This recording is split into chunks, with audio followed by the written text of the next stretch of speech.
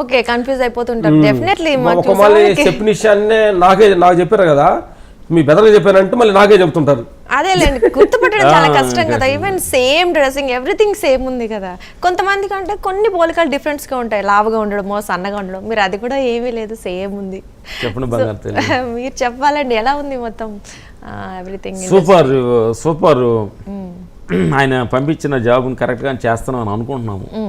అప్పుడప్పుడు అడుగుతుంటాం ఆయన భగవంతుని, ఏమంటే మీరు చెప్పిన పని ఏమైనా తక్కువ ఉంటాం కదా మనం. అప్పుడప్పుడు మన తల్లిదండ్రులు స్కూల్కి పంపించినప్పుడు కరెక్ట్ చదువుకుండా ఎగ్గొట్టి సినిమాకి వెళ్తుంటాం కదా. అప్పుడప్పుడు ధ్యానంలో మెడిటేషన్లు తెల్లారుదాం లేసి ఏమంటే దేవుడు గారు థ్యాంక్స్, మీరు చెప్పిన పని నేను చేస్తున్నావా లేదా చిల్ల పనులు చేస్తే తెలియ చేస్తున్నాం క్షమించి అని అడుగుతుంటాం.